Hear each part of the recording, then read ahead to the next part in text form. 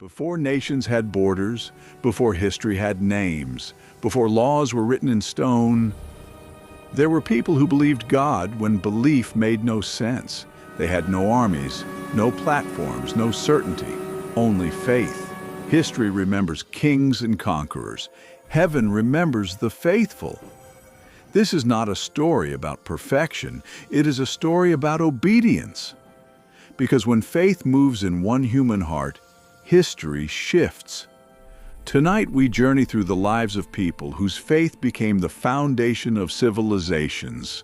Abraham, Joseph, Moses, Deborah, and others, not legends, not myths, but humans who trusted God enough to change the world. Abraham did not start as a hero. He was old, comfortable, settled, living in Ur, a city of wealth, idols, and security. Then God spoke, "Leave your country, your people, and your father's household to a land I will show you." Genesis 12:1. No map, no timeline, no explanation, just a command. Faith begins where clarity ends. Abraham could have asked questions, he could have delayed, he could have negotiated. Instead, he left, not knowing where he was going, only knowing who was leading. This single act of obedience set history in motion. From Abraham would come Israel, from Israel would come kings and prophets, from his lineage, Jesus. 3 world religions trace their roots to one man's obedience, but faith did not spare Abraham from struggle. Years passed, promises delayed, hope tested. God promised a son, yet Sarah's womb remained silent.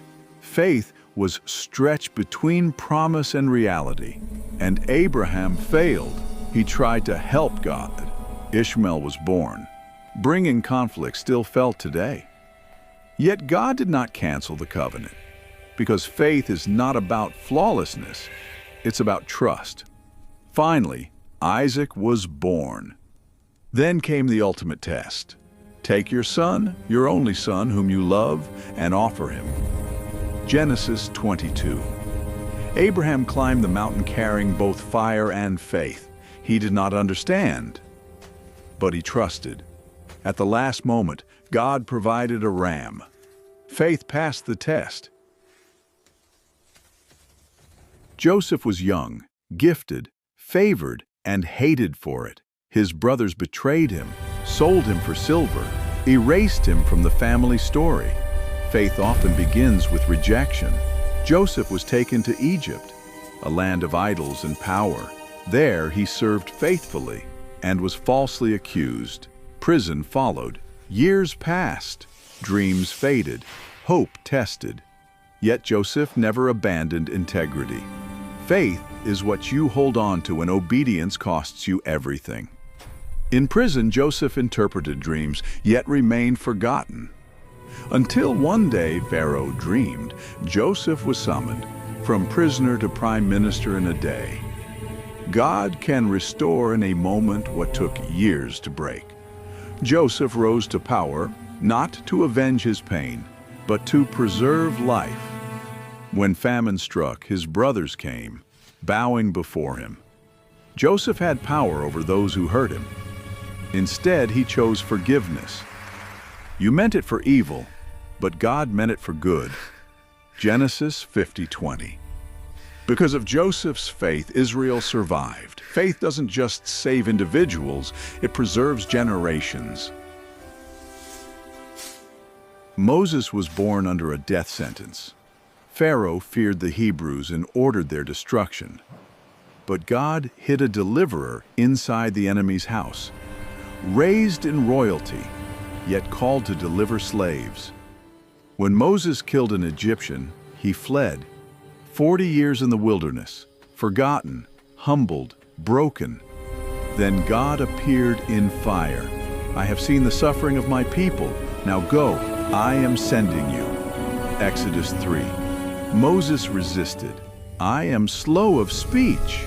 I am not enough." God did not correct Moses' weakness. He corrected Moses' focus. "I will be with you." Faith doesn't remove fear. It obeys despite it. Moses stood before Pharaoh, armed only with a staff and obedience. Plagues fell, chains broke, the sea parted, an empire was humbled by one obedient man. The law was given, a nation was born. Faith does not avoid confrontation, it confronts injustice. Israel was oppressed again. Fear ruled the land. Men hesitated, leaders hid. But Deborah stood, a prophet, a judge, a woman in a culture that resisted her authority. God spoke, and Deborah listened. She summoned Barak. "If you go with me, I will go," he said. Deborah agreed, but the glory would not be his. Faith stepped forward when courage was rare. Through obedience, Israel was delivered. Deborah's story proves this truth. God's calling is not limited by culture, only by availability. Some heroes rose from obscurity, some from palaces, some from exile, some from failure. Yet all were remembered for one reason. They chose faith when fear was louder. David began unseen, the youngest, the overlooked, the forgotten son. When Samuel came to anoint a king, David wasn't even invited. But God looks beyond appearances. While others saw a shepherd, God saw a king. Because heaven does not measure potential the way humans do. Alone in the fields, David learned faith in isolation. Tending sheep, fighting lions, worshiping God when no one watched.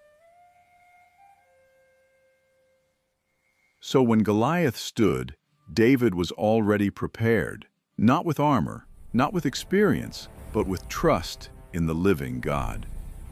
One stone flew, one giant fell, and history shifted.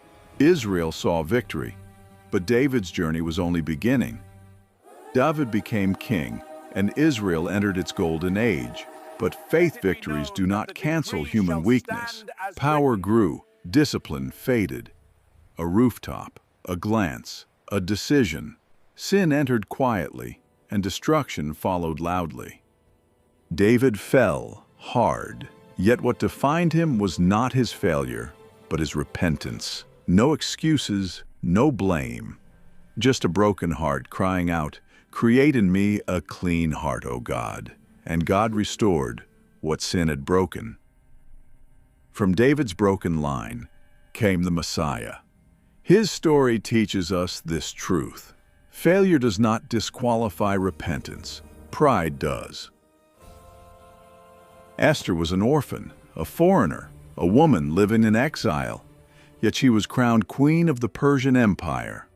God's name is never mentioned in the book of Esther. Yet his fingerprints are on every page.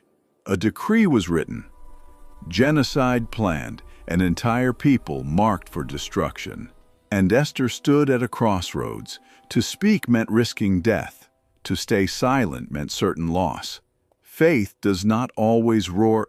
Sometimes it whispers, "Now is the time." Mordecai's words pierced her fear. Who knows whether you have come to the kingdom for such a time as this? Esther fasted. She prayed. She stepped forward. If I perish, I perish. Courage moved her feet. The king listened. The enemy fell. The decree was reversed. A nation survived because one woman chose faith over fear. Esther reminds us, silence can be deadly, but faith-filled courage can save generations. Daniel was taken captive as a teenager, his city destroyed, his future stolen. Yet his faith remained untouched. In Babylon, Daniel refused compromise in diet, in discipline, in devotion. He honored God quietly, but completely. Kings rose, kings fell, empires shifted, but Daniel remained steady. Faithfulness outlasted power. When prayer became illegal, Daniel prayed anyway. Not louder, not hidden, just faithful. The lion's den was sealed. Darkness closed in. But God stood where danger waited. Morning revealed a miracle. Daniel stood unharmed, and an empire learned this truth: there is no God who rescues like the living God. Consistency in private became testimony in public. Faithfulness over time shaped nations. Peter was bold, impulsive, confident. He walked on water, then sank. He promised loyalty, then denied Jesus 3 times at a fire before dawn. The rooster crowed, and Peter broke. Failure echoed louder than his faith. But Jesus was not finished. On a quiet shoreline, love replaced shame. Questions replaced condemnation. Do you love me? 3 times. 3 restorations. Grace rebuilt what fear destroyed. On Pentecost, Peter stood boldly. The denier became the preacher. 3,000 believed. Peter's life declares this truth: God redeems collapsed faith into courageous leadership. History did not change because they were strong. It changed because they trusted God when it mattered most. That same faith is still alive, still calling, still shaping history. The next chapter may be waiting for your obedience. If you find this video entertaining and educative, please like, share, and subscribe to this YouTube channel for more. Thank you.